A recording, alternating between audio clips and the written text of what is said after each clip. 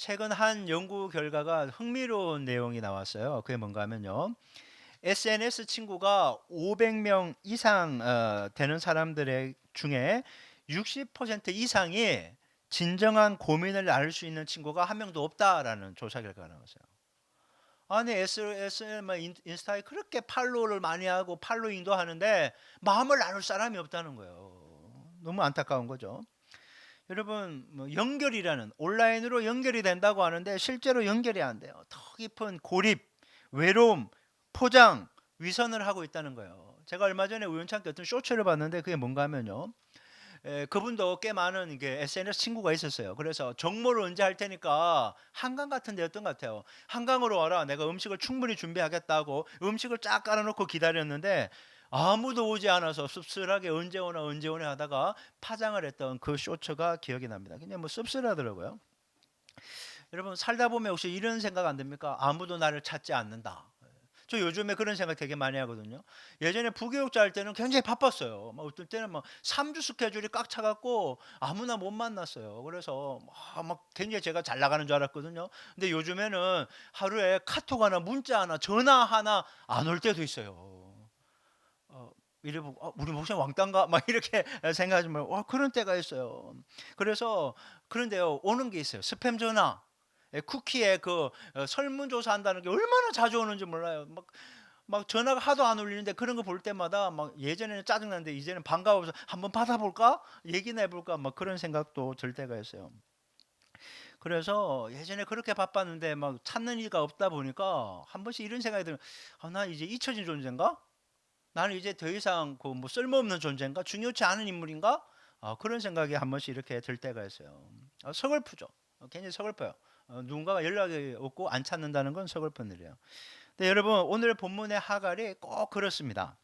주인집에서 도망쳤거든요. 그러면 여러분 노예가 도망쳐도요 주인이 잡으러 와요. 근데 하갈은 도망쳤는데 아무도 찾으러 오질 않아요. 홀로 버려진 거예요. 여러분 주인의 아이를 가졌으면요 이 여자는 굉장히 특별한 존재거든요. 그런데 아무도 거들떠보지도 않고 철저히 배척당한 채 광야로 내몰렸어요. 도망친 것처럼 보이지만 버려진 거예요. 여러분 엄밀하고 정확하게 얘기하면. 근데 여러분 하나님이 찾아오십니다. 여러분 이게 은혜예요. 아무도 안 찾아와.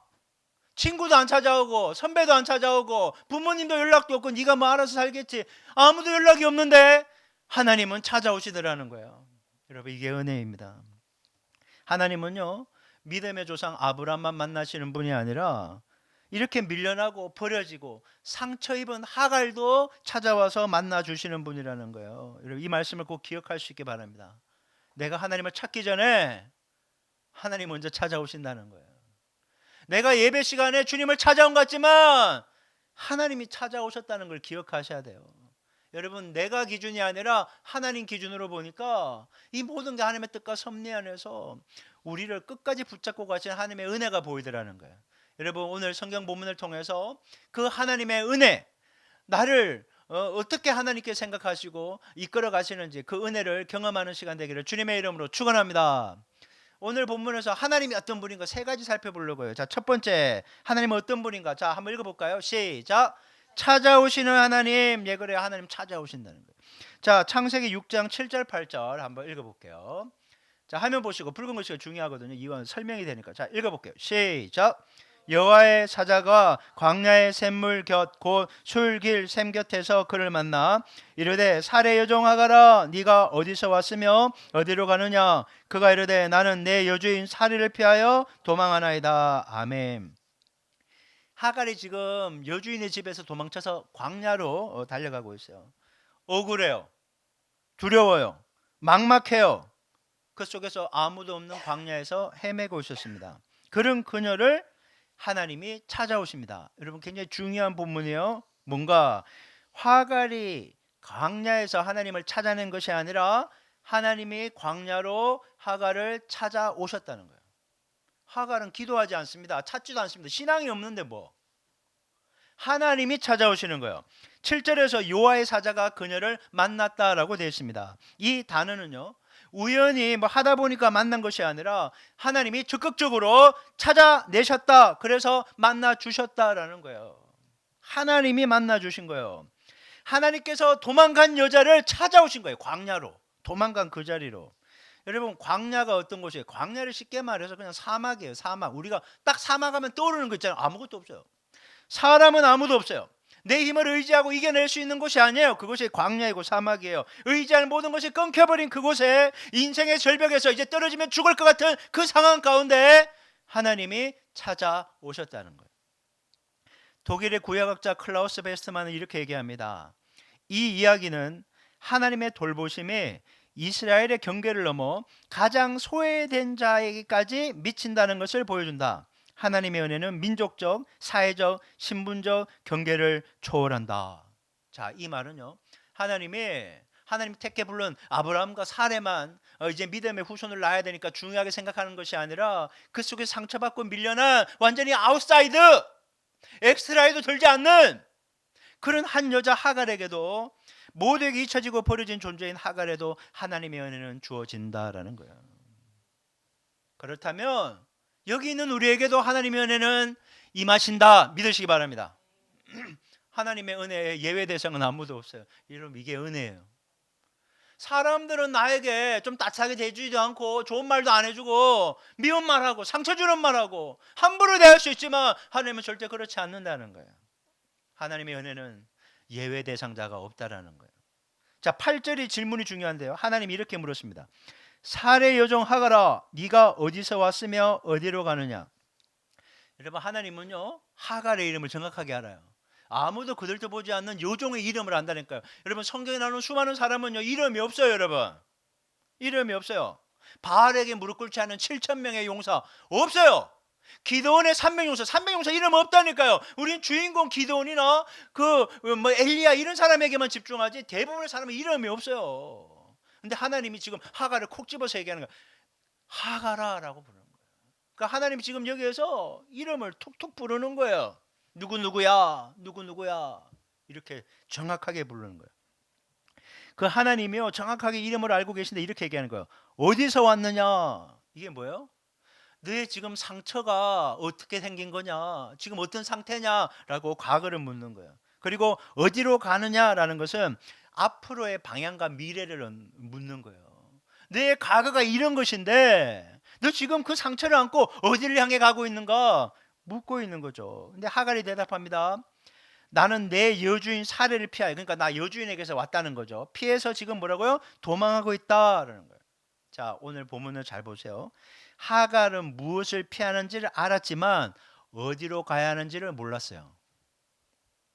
여러분, 우리는 힘들고 어려우면요, 거기서 피해요. 도망쳐요. 근데 뛰쳐나오긴 했어. 집을 뛰쳐나오고 학교를 뛰쳐나오고 직장을 뛰쳐나오고 교회 공동체를 뛰쳐나왔는데 어디로 갈지는 모르는 거예요. 전부 다 아픔, 과거의 현재 상처는 있지만 뛰쳐나오긴 했는데 어디로 가야 될지 모르는 거예요. 방향이 없는 거예요. 너무 힘든 거예요. 뛰쳐나오면 그래도 그 지옥 같은 현실에서 벗어나기만 하면 될 줄 아는데 뛰쳐나왔는데 갈 곳이 없는 거예요. 광야인 거예요. 여러분, 상담 심리학자 헨리 크라우더 박사가 쓴 책에서 본 내용인데요. 여러분, 한 젊은 여성이 깊은 상처를 받았어요. 여러분, 상처를 받으면 관계를 끊고 싶잖아요. 아무도 나를 몰라주는 곳에 숨고 싶잖아요. 더 이상 나의 상처도 오픈하고 싶지도 않고 알지도 못하는 사람. 그래서 아주 시골로 이사를 갔대요. 이사 가면 뭐 나를 아는 사람이 없으니까 뭐 묻는 사람도 없었고 오픈할 일도 없으니까. 근데 이사한 지 얼마 안 돼서 작은 카페에서 오래전 헤어졌던 어린 시절의 친구를 우연히 만났대요. 근데 그 친구가 이 상처받은 그 여성분을 손을 딱 난 네가 어떻게 지냈는지 너무 오랫동안 궁금했다고, 이 말 한마디에 눈물이 확 쏟아지면서 상처가 치유되더라는 거예요. 사람들을 피해서 안 보고 싶어서 도망간 그 자리에서 아주 오래전에 헤어졌던 그 사람이 내 손을 잡고 너무 반가워, 난 당신이 궁금했다는 그 한마디에 상처가 치유되기 시작하더라는 거예요. 여러분, 이 여인이 어린 시절 친구를 찾아간 게 아니죠. 우연처럼 보이는 그 순간에 그 친구가 알아봐 준 것 때문에 상처가 치유된 거예요. 여러분, 날 알아봐 주는 한 명만 있어도 상처가 치유된다는 거예요. 여러분, 창세기 3장에서 아담이 죄를 짓고 벌거벗었음을 알고 무화과 나무로 몸을 숨긴 다음에 하나님이 찾아오세요. 아담아, 네가 어디 있냐? 그 목소리가 두려워 숨었어요. 여러분, 하나님이 찾으세요. 찾으러 오셨어요. 이미 죄 지은 걸 알고 찾으러 오시죠. 정죄하기 위함이 아니라 그를 회복시켜주기 위해서 찾아오신 거예요. 여러분 누가복음 15장에도 보면 이런 양의 비유가 있어요. 99마리를 두고 한 마리를 잃어버렸는데 99마리를 목자들에게 맡기고 그 한 마리를 찾으러 가는 거예요. 그 길 잃은 한 마리가 목자를 찾는 게 아니라 목자가 찾으러 간 거예요. 여러분 우리는 힘들고 어려우면요 아무도 못 찾아요. 하나님이 찾으러 오시는 거예요. 여러분 이게 은혜예요. 여러분 하나님 우리가 얼마나 멀리 도망쳤는지 얼마나 잘 살았는지 그거 안 보세요. 다만 지금 우리가 어디 있는지만 보고 그곳으로 찾아오시는 거예요. 우리는 자꾸 내가 잘못했는지 그 인간이 잘못했는지 이 환경 때문에 문제였는지 그 계속 환경이나 사람이나 그런 것만 본다고요. 근데 하나님은요 그 무너진 그 자리로 찾아오는 거예요. 무너진 그 자리. 여러분 광야는요 정말 사람이 없어요. 그런데 광야가 왜 복된 장소인지 아세요? 하나님이 찾아오시기 때문에 복된 거예요. 하나님 찾아오시기 때문에. 여러분 중에 혹시 지금 하갈처럼 광야 같은 그런 상황 속에 계신 분 있습니까? 학생들 볼 때마다 되게 안타까워요. 진학과 진로 때문에.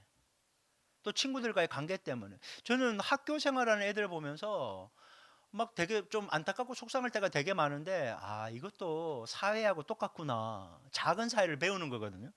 그래서 다 개입해 줄 수가 없어요. 부모로서.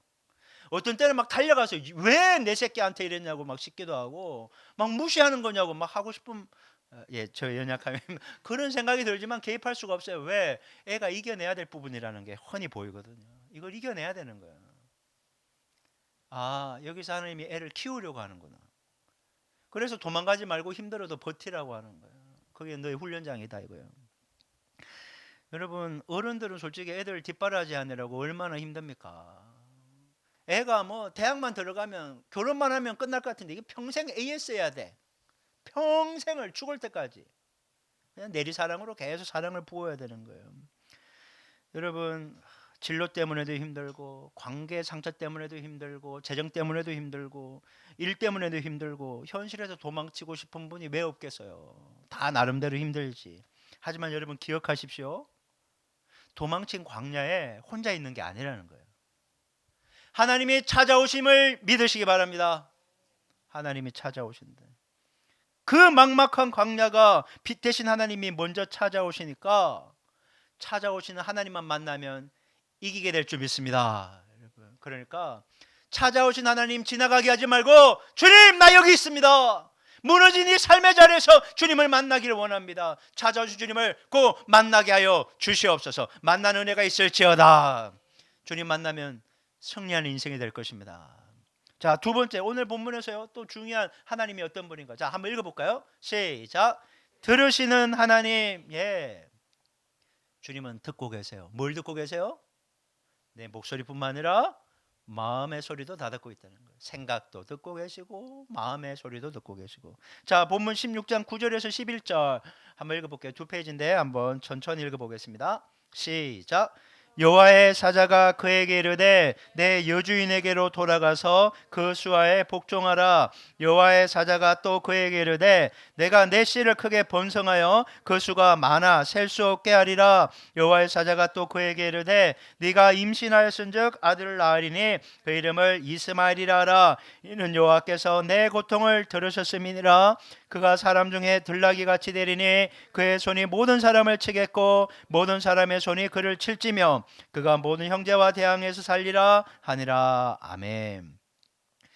여호와의 사자가 하갈에게 찾아와서 하는 말이 아이고 힘들었지 이런 말이 아니에요. 좀 위로와 격려가 필요할 것 같은데 뭐라고 얘기하는가 하면요, 야, 네 여주인에게로 돌아가서 그 수하에 복종하라 이렇게 얘기하는 거예요. 도망친 데 있잖아, 그 길을 다시 돌아가라는 거예요. 내가 이걸 묵상하면서 너무 힘들었어요. 학교 때문에 힘들어서 뛰쳐나가고 싶은데, 직장 때문에 그 인간 때문에 힘들어 뛰쳐나가고 싶은데, 가정에 누구 때문에 힘들어 뛰쳐나가고 싶은데 거기로 돌아가라는 거예요. 차라리 광야가 편할 거예요. 광야에서 죽을래요 이러고 싶었어요. 근데 주님은 돌아가라는 거예요. 여주인에게 학대를 견디지 못해서 그대로 있다간 죽을 것 같아서 도망쳤는데 돌아가라는 거예요. 학대받다 죽으면 당신이 책임질 거냐고 이런 말을 하고 싶을 정도예요. 여러분, 하나님이 하갈이 당한 고통을 몰라서 가라고 하실까요? 절대 그렇지 않죠. 여러분 11절에서 아이의 이름 뱃속에 있잖아요. 아직 태어난 게 아니거든요. 뱃속에 있는 아이 이름을 미리 지어주세요. 이스마엘, 여기에 답이 있어요. 이스마엘이라는 이름의 뜻은요, 샤마 듣다와 엘 하나님의 합성어예요. 이게 무슨 뜻인가 하면 하나님이 들으신다라는 거예요. 지금 하나님께서 하갈의 그 고통 소리를 다 들었다는 거예요. 단순한 소리만 듣는 게 아니라 이 뜻이 뭔가 하면요, 마음으로 공감하시고 반응하신다는 거예요. 하나님은 하갈의 신음소리, 사례 이 나쁜 엑스, 남편 아브라함 나도 챙겨주지도 않고 이렇게 하는 모든 소리를 듣기만 한 게 아니라 마음으로 공감하신다는 거예요. 네가 오죽하면 광야까지 와서 이렇게 울고 있겠냐, 그걸 아시는 거예요. 여러분 메투엘리는 이 대목을 이렇게 얘기해요. 제가 이거 보면서 깜짝 놀랐어요. 자, 띄워주세요. 눈물도 기도처럼 말한다. 하갈이 무슨 제대로 된 기도를 하고 있겠어요. 그냥 대성통곡하고 나 죽네. 아, 아, 이러고 울고 있었을 거예요. 근데 여러분 그 속에 쏟아내는 눈물과 한숨, 마음속 신음까지 주님이 다 듣고 공감하고 계시다라고 말씀하는 거예요. 구약학자 존 스키너도 이렇게 얘기해요. 하갈 이야기의 핵심은 기도의 형식이 아니라 하나님이 인간의 고통에 응답하신다는 사실이다. 우린 자꾸 뭔가를요 착각해요. 자, 기도를 어떻게 해야 됩니까? 처음에 하나님께 찬양하세요. 그다음 죄를 회개해야 됩니다. 그리고 주님께 믿음으로 고백하고 기도 제목을 이제 간구하고 마지막 들어줄 것을 감사함으로 마치세요. 이렇게 얘기해요. 그 외우라는 거야. 찬양, 재회배, 또 감사, 그다음에 간구, 그다음에 뭐 믿음의 고백 끝. 뭐예요? 그냥 우세요, 그냥. 힘들면 우세요, 그냥 주의 전에 나와서. 골방 들어가서 울어도 돼요. 주님이 다 아신다고 말씀하시잖아요. 세계적인 첼리스트 요요마, 이게 설교 준비하면서 요요마를 접하고 제가 한번 들어봤거든요. 아주 잘하더군요. 이분이 뭐 크리스찬인지는 잘 모르겠는데 이분이 했던 고백이 굉장히 은혜스러워서 제가 갖고 왔어요. 무명 시절에 한 연주회에서 정말 마음을 다해서 연주를 했어요. 이렇게 했어요. 예, 하지만 객석의 반응이 싸늘했어요. 뭐 무명인 사람은 뭘 마음을 가지겠어요. 네임 밸류도 없는데. 공연이 끝난 뒤에 악실에서 이렇게 잠깐 이제 지쳐갖고 나는 뭐 정말 별것도 아니고 이대로 끝나는가 보다 석을 푸고 있는데 스승님이 조용히 문을 들고 들어오더래요. 그리고 옆에 앉아서 한참을 같이 앉아 있어요. 그리고 마지막 떠나시면서 한마디를 했대요. 나는 오늘 내 연주를 들었다. 이렇게. 훗날 요요마가 이렇게 해고합니다. 스승은 그때 내 기술적으로 잘 들었다라고 말한 것이 아니었습니다. 내가 마음을 담아 연주한 소리를 들었다고 말해준 것입니다. 내가 얼마나 연주할 때 마음을 담았는지. 그러니까 저한테는 이런 거예요. 네가 얼마나 마음을 담아서 설교 준비를 하고 지금 네가 얼마나 애쓰면서 설교하는지 나는 지금 내 목소리뿐만 아니라 네 마음의 소리도 들었다. 정성을 들었다. 이 얘기하고 똑같은 거예요. 여러분 제가 묵상하면서 그런 마음이 이렇게 적었어요. 소리를 듣는 사람은 많지만 마음을 들어주는 사람은 드물다. 그렇지 않습니까? 마을에도 짜증 내기만 하고 막 싫다고 하면 야단만 치고 있고. 근데 하나님은 그 마음의 소리를 들으시는 분이다라는 거예요. 마음의 소리를 듣는 거예요. 근데 하나님의 말씀은요 거기서 끝나지 않아요. 10절에 이렇게 얘기합니다. 돌아가라고 해놓고 하는 말이 내가 내 잔손을 크게 번성하게 하리라 라고 뭘 줘요? 약속을 주는 거예요. 약속. 이겨낼 수 있는, 그 환경을 이겨낼 수 있는. 하나님은 돌아가서 단순히 참고 견뎌야 돼, 힘들어도 견뎌야 돼 라고 얘기하는 게 아니라 그 고난 속에서도 네가 참고 견디고 있냐면 밝은 미래를 볼 것이라는 약속을 주시는 거예요. 무조건 버티는 게 아니에요. 버텼는데 잘 될 수 있을까? 예, 그 희망의 약속을 주는 거예요. 제가 사모님한테 한 번씩 하는 얘기가 있어요. 좀 부족해서 여보, 우리도 계속 이렇게 열심히 하면 교회가 부흥될까? 그러면 예전에는 아유 그럼 이렇게 금방 나와서 위로를 주더니 이제는 아무 말 안 해요. 이게 얼마나 위로가 안 되는지 모르겠어요. 그래서 이 사모도 내가 믿고 의지할 사람이 아니구나라는 걸 절실히 깨닫고 하나님께 다시 마음을 돌리고, 내가 지금 해야 되는 일은 충성이구나. 하나님한테 충성하는 거예요. 그래서 제발 하나님, 우리도 부흥을, 구원해야 될 영혼을, 치유하고 회복해야 될 영혼을, 동력해야 될 영혼을 붙여 주시옵소서. 그렇게 기도하면서 가는 거예요. 여러분, 하나님 말씀대로 순종하라고 하니까 무조건 버티고 인내하는 게 아니라 하나님 약속 붙잡고 그 힘들고 어려운 환경을 돌파하라는 거예요. 이 약속 붙잡으면 돌파할 수 있다 이거예요. 그래서 여러분, 시편 34편 17절은 이렇게 얘기해요. 자, 한번 읽어볼까요? 시작. 의인이 부르짖음에 여호와께서 들으시고 그들의 모든 환난에서 건지셨도다. 아멘. 우리는 의인이라고 그러면 뭔가 잘해야 되는 사람이라 생각하는데 아니에요. 여러분, 주님은 우리를 그냥 의인이라고 그냥 선포해 주신 거예요. 너는 내 새끼야 이거예요. 내 새끼가 공부를 잘하든 못하든 인물이 좋든 안 좋든 그런 거 상관없다. 그냥 넌 내 새끼라고 하는 것이고, 너는 내 새끼이기 때문에 내게 부르짖으면 내가 듣고 모든 환난에서 너를 건질 거야 라고 말씀하는 거예요. 약속하는 거예요. 여러분, 로마서 8장 26절도 이렇게 말씀하세요. 자, 읽어봅니다. 시작. 이와 같이 성령도 우리의 연약함을 도우시나니 우리는 마땅히 기도할 바를 알지 못하나 오직 성령이 말할 수 없는 탄식으로 우리를 위하여 친히 간구하시느니라. 아멘.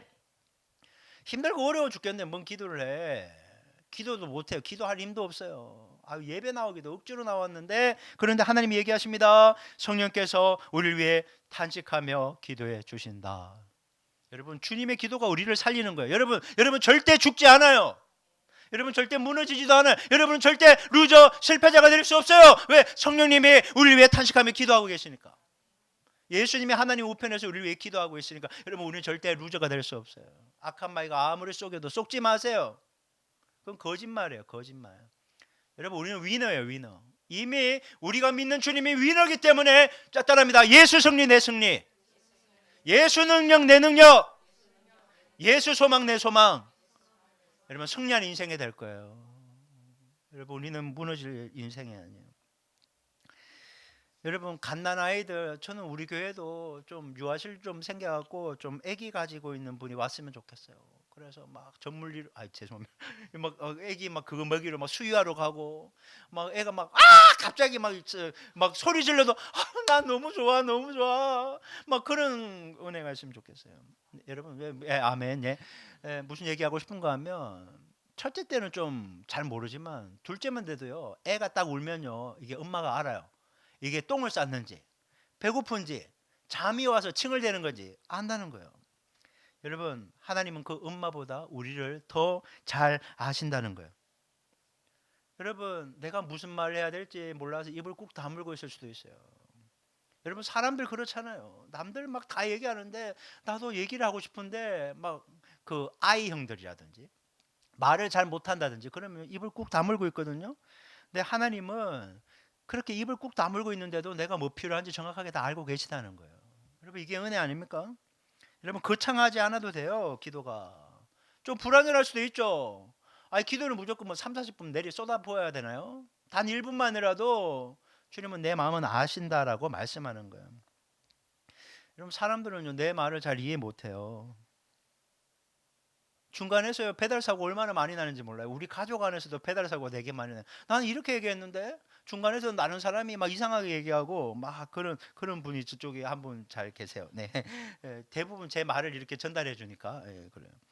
저분을 탓하는 건 아니고 그냥 저런 저기 중간 매개체가 있다는 거죠. 여러분, 제 말을 가족도 잘 이해 못해요. 난 그런 식으로 얘기 안 했는데. 여러분, 친구도요, 어떤 건 마음이 잘 통하는데 오해가 생겨요. 직장도 마찬가지예요. 아니 뭐 나랑 가장 가까운 사람도 오해가 많은데 직장에서 뭐 얼마나 소통이 되겠어요. 같이 밥 먹고 히닥거리고 뭐 술 한잔 할 수 있겠죠. 그럼 내 마음이 오픈이 안 되는 거예요. 했는데 이상하게 받아들여서 내가 이상한 사람 되는 게 얼마나 많냐고요. 오해받고 곤란에 처하고. 근데 하나님은 정확하게 알고 계시다라는 사실이에요. 다 알고 들어요.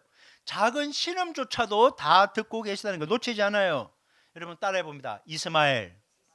여러분, 우리가 이스마엘 이름이 이삭이 아닌 잘못된 모습으로 태어나서 이 이스마엘이 문제다라고 생각해서 절대 그렇지 않아요. 여러분, 이스마엘의 이름의 뜻은 하나님이 들으신다. 하나님이 들으신다니까요. 찾아오신 하나님이 얘기하는 거예요. 나 항상 듣고 있다고. 네 말만 아니라 네 마음의 소리도 다 듣고 정확하게 알고 있다고. 그러니까 너 걱정하지 마 라고요. 난 네 마음 다 알고 있어. 너 이길 수 있게 도와줄 거야. 여러분, 찾아와서 들으시는 하나님께 여러분의 마음의 소리든 기도의 소리든 주님께 올려드려서 주님으로부터 힘과 능력을 받아 멋지게 승리하는 위너 되시기를 주님의 이름으로 축복합니다. 자, 마지막 세 번째. 자, 또 읽어볼까요? 시작. 보시는 하나님. 찾아오셨고 들으시고 보시는 하나님이라는 거예요. 자, 오늘 본문 16장 13절에서 16절까지 말씀을 한번 보겠습니다. 자, 또 두 페이지니까요. 천천히 읽어볼게요. 시작. 하갈이 자기에게 이르신 여호와 이름을 나를 살피시는 하나님이라 하였으니 이는 내가 어떻게 여기서 나를 살피신 하나님을 배웠는고 함이라. 이름으로 그 샘을 브엘라헤 로이라 불렀으며 그것은 가데스와 베레 사이에 있더라. 하갈이 아브라함의 아들을 낳음에 아브라함이 하갈이 낳은 그 아들의 이름을 이름하여 이스마엘이라 하였더라. 하갈이 아브라함에게 이스마엘을 낳았을 때 아브라함이 86세였더라. 아멘. 하나님은 하갈을 광야로 찾아오셨고 그의 마음의 소리, 고통의 소리를 들으셨고 하갈은 광야에서 만난 하나님에 대해 이렇게 고백해요. 여러분 성경에 보면요, 하나님이 딱 나타나서 나 누군지 알아? 내가 뭐뭐야 라고 자기를 계셔요. 근데 여기에는요, 하갈이 하나님을 고백해요. 하나님이 얘기하는 게 아니라 하갈이 하나님의 이름을 붙여줍니다. 따라합니다. 엘로이. 엘로이란 뜻은 살피시는 하나님이요. 이게 다른 번역 보면 보살피신 하나님, 돌보신 하나님 같은 뜻이에요. 본다는 것은요, 보살핀다는 거예요. 그 애가 막 뛰어놀 때 부모가 보잖아요. 이건 보살피고 있는 거예요. 언제든지 개입해서 고쳐주려고 하는 그런 거예요. 여러분, 이 엘로에서요, 로이가 그냥 보는 게 아니라 주목하다, 통찰하다, 깊이 살피다, 돌보다는 뜻이에요. 그래서 여러분, 노예 출신 이방 여인이 광야의 생깃에서 처음 만난 하나님의 이름을 엘로이 하나님이라고 딱 자기가 정해준 거예요. 그리고 봤더니 하나님, 야, 옆에 샘 있다라고 하는 거예요. 그 샘의 이름이 브엘 라헤 로히. 이게 뜻이 뭔가 하면 나를 보시는 살아계신 이의 우물. 이게 무슨 뜻인가 하면요, 하나님이 샘을 딱 보시고 이 샘을 가지고 지금 광야에서 목말라 죽어가고 있는 하갈을 먹여야 되겠구나 했던 바로 그 샘물이다, 이런 뜻이에요. 저 대학을 보시고 얘는 이 대학을 보내서 나의 뜻을 이루는 도구로 사용해야 되겠다라고 하는 그 대학이라는 거예요. 이 사람은 내가 이 아들에게 배우자로 줘서 이 가정을 건강하게 꾸리는 그런 여자로 삼았다라는 그 여자라는 거예요. 이게 샘물이 그런 뜻이에요. 브엘라헤 로이가 그런 뜻이에요. 바로 그 샘물이라는 거예요. 뭘로? 나를 살리기 위해서 주님이 붙여주는 도구다라는 거예요. 특별한 우물이라는 거예요. 여러분, 구약학자 데리 키드너가 이렇게 얘기합니다. 하갈은 아브라함의 언약 계보 안에 있지 않지만, 그렇죠, 아브라함의 언약계는 사례가 있고 이삭으로 흘러가잖아요. 계보 안에 있지 않아요, 하갈은 분명히. 근데 하나님의 돌보심의 대상에서 제외되지 않았다. 이것이 창세기가 보여주는 하나님의 은혜의 보편성이다. 하나님은 여기 있는 우리만 돌보실까요? 우리 옆에 있는 믿지 않는 가족들도 하나님의 은혜가 함께하는 거예요. 여러분, 우리의 직장을 갔는데, 학교에 갔는데 믿지 않는 사람들이 절비해요. 그들에게도 하나님의 은혜는 동일하게 임하게 있는 거예요. 바라기는 그들도 예수님을 개인의 구주와 주님으로 믿어 영접받아 하나님의 자녀가 되기를 원하는 가장 긴급한 중요한 기도 제목은 있지만 그들에게도 은혜는 계속 부어진다라는 거예요. 그래서 시편 139편 7절에서 10절은 이렇게 얘기하십니다. 자, 한번 읽어볼게요. 자, 또박또박 읽어요. 우리에게 말씀하는 건, 자, 시작. 내가 주의 영을 떠나 어디로 가며 주의 앞에서 어디로 피하리까? 내가 하늘에 올라갈지라도 거기 계시며 서울에 내 자리를 펼지라도 거기 계시니이다. 내가 새벽 날개를 치며 바다 끝에 가서 거주할지라도 거기서도 주의 손이 나를 인도하시며 주의 오른손이 나를 붙드시리다. 아멘. 여러분, 광야에 있던, 살에게 학대받는 그 집에 있던, 직장을 가던 교회를 가든 학교를 가든 거기에 누가 계시다고요? 하나님이 계시대요. 할렐루야. 하나님이 계시답니다. 하나님 어디로 안 가세요, 여러분? 이게 은혜예요. 이게 은혜예요. 어디로 안 가시고 거기 계신 하나님. 여러분, 여기서 중요한 것은요, 이제 하갈의 변화예요. 전에는 상처 입어서 광야로 도망갔잖아요. 도망자였어요. 이제는 하나님을 실제로 만나고 경험한, 인격적으로 만난 신앙 고백자가 되는 거예요. 여러분, 이제 하갈에게는 하나님은 이론이 아니라 실제입니다. 실제예요, 실제. 아브라함의 하나님이 아니라 하갈 자신의 하나님을 소유하게 된 거예요. 여러분, 전에는요, 나 같은 여자에게는 아무도 신경 안 쓴다, 남편도 버렸고 모두가 나를 버렸어, 이렇게 버림받았다고 생각했는데 이제 하나님이 나를 보시고 챙기신다라는 믿음을 가지기 시작한 거예요. 여러분, 환경은 안 바뀌었어요. 여러분 잘 들으세요. 환경은 안 바뀌었어요. 돌아가면요, 살인 여전히 주인이고 학대할 거예요. 하갈은 여전히 종의 신분이에요. 그런데 하갈의 시선과 태도가 달라진 거예요. 여러분, 우리가 실수하는 게 뭔지 아세요? 나를 힘들게 하는 그 인간, 그 환경을 바꿔달라고 계속 얘기하는 거예요. 그리고 사람과 환경이 안 바뀌니까 계속 원망하고 불평하며 자기가 광야로 튀는 거예요. 근데 하나님은 튀지 마라, 이렇게 얘기하는 거예요. 나는 환경과 사람을 바꾸는 게 아니라 너와 함께하며 네가 이것을 이겨낼 수 있도록 네가 성장하기를 원한다라고 말씀하는 거예요. 그래서 언제까지 남 탓할 거예요? 언제까지 환경만 탓할 거냐고요? 환경 안 변한다니까요. 사람 안 변해요. 하나님은요, 다른 게 관심 있는 게 아니라 나한테 관심 있다니까요. 네가 바뀌어줘야 된다는 거예요. 너는 안 바뀌면서 자꾸 환경이나 사람 바꾸려고 하지 말라 이거예요. 나는 네가 변화되기를 원한다라는 거죠. 여러분, 나를 보시는 하나님이 계시다는 확신이 생기는데요. 그러니까 이제 같은 자리도, 학대받던 사례가 있던 그 주인의 자리도 이제 달라진 거예요. 마음이 달라지니까 태도가 달라지는 거죠. 여러분, 하나님이 나를 보신다는 건요, 감시한다는 게 아니에요. 감시한다는 게 아니라 사랑의 눈으로 바라보는 거예요. 사랑의 눈으로. 여러분, 부모가 자식 바라보면서 얼마나 사랑의 눈으로 바라봅니까? 목자가 양을 바라보면서 얼마나 예쁘게 바라봅니까? 하나님은 그런 사랑의 눈으로 우리 한 사람 한 사람을 바라보는 거예요. 내가 볼 때는 이 자식은 아닌 것 같아. 내가 봐도 내 자신이 너무 아닌 것 같아. 이 별로 같아. 그래도 하나님은 우리를 아니라고, 별로라고 보신 적이 한 번도 없다는 거예요. 내가 너 얼마나 사랑하는지 아냐? 나는 너를 죽기까지 사랑해 라고 말씀하시는 거죠. 여러분, 우리가 하나님이 나를 바라보신다는 그 시선을 의식하는 순간 우리 인생은 달라지게 되는 거예요. 아, 이제 외로웠는데, 고달팠는데, 아, 주님이 나를 지켜보시면서 함께 하시니 이제 그 외로움이 동행함으로, 두려움이 담대함으로, 절망이 소망으로 바뀌기 시작하는 겁니다.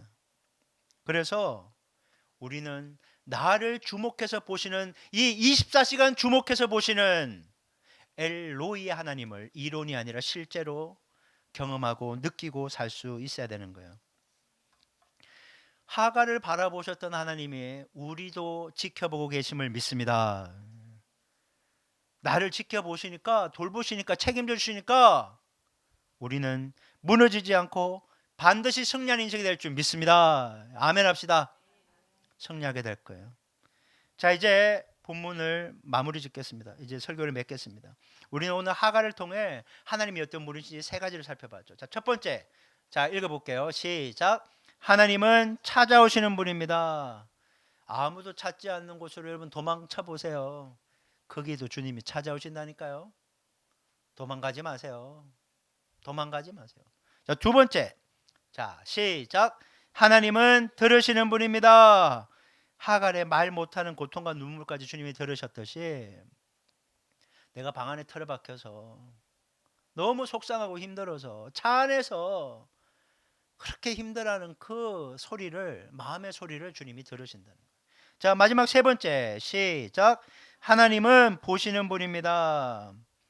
세상은 날 외면할 수 있어요. 나름대로 애썼는데 세상은 나를 좋게 평가 안 하고 외면할 수 있어요. 그럴지라도 하나님은 나를 눈여겨 보신다. 찾아오시고 들으시고 보시고. 여러분, 이 세 가지 하나님의 모습이요, 예수님에게서 선명하게 드러납니다. 예수님은 하나님의 하늘 보좌를 비우시고 이 땅에 우리를 만나기 위해 찾아오셨어요. 그리고 우리가 얼마나 힘들고 고통스럽고 어렵게 사는지 주님은 우리의 마음을 다 듣고 계셨어요. 그리고 그것을 보시고 그 모든 짐을, 아픔을, 고통을 당신이 십자가에 짊어지고 다 해결해 버리신 거예요. 찾아오신 예수님, 들으시는 예수님, 보시는 예수님. 바로 그 사랑과 희생으로 오늘 우리가 살고 있는 거예요. 여러분, 어느 요양원에 치매를 앓는 부인을 10년째 돌보는 노신사가 한 분 계셨어요. 제가 이미지를 만들었는데 한번 보여주실래요? 저 여성분이 예쁘고 깔끔한데 치매. 부인은 이미 남편을 알아보지 못한 지 오래였어요. 어느 날 간호사가 물었어요. 선생님, 부인이 선생님을 몰라보는데 왜 매일 오십니까? 라고 얘기했더니 이 남자 노인이 이 할머니의 손을 꼭 잡고 이렇게 얘기하는 거예요. 그녀가 나를 몰라봐도 내가 그녀를 알고 있기 때문입니다. 그녀는 나를 안 봐도 괜찮을지 모르겠지만 나는 그녀를 보지 못하면 너무 힘듭니다. 여러분, 자기가 보고 싶어서 그런 거예요. 안 보면 자기가 힘드니까. 제가 이걸 묵상하면서 그런 생각이 들었어요. 우리는요, 하나님 안 봐도 잘 사는 것 같아요. 주중에 하나님 한 번 안 보고 주일날만 교회 잠깐 와서 예배만 드려도 그냥 사는 것 같아요. 근데 하나님은요, 안 보면 못 사는 거예요. 주일, 수요일, 금요일 이때뿐만 아니라 새벽에도, 여러분이 학교로 가는 그 순간에도, 여러분 직장에 있는 그 순간에도, 사람들을 만나는 그 모든 순간에도 주님은 우리를 안 보면 못 사는 거예요. 그게 아버지의 마음이에요. 아버지는 안 보고는 못 사는 거예요. 그래서 사랑의 눈으로 끊임없이 찾아오시고 들으시고 바라보고 계신 거예요. 사랑하는 여러분, 혹시 하갈 같은 좀 상처받고 무너진 마음을 가진 분 있습니까? 어디로 가야 할지 모르겠고 아무도 내 마음을 알아주지 못하는 것 같고 기도할 힘조차 없는 분 계십니까? 괜찮습니다. 왜? 하나님이 광야로 찾아오시니까. 여러분이 힘들어하는 그 장소로 주님은 찾아오십니다. 그리고 우리의 신음소리를 들으시고 우리의 삶을 끝까지 바라보시며 승리 가운데로 인도해 주실 것입니다. 그래서 이번 한 주간에도요, 이 하갈이 만난 하나님을 우리도 만났으면 좋겠어요. 마지막으로 한번 따라해봅니다. 엘로이, 나를 살펴보시는 하나님. 주님이 나를 보고 계셔. 주님 나를 돌보고 계셔. 여러분, 이 약속의 말씀을 기억하고 이번 한 주간 여러분의 삶의 자리로 힘차게 달려가 멋지게 승리하는 은혜를 경험할 수 있기를 주님의 이름으로 축원합니다.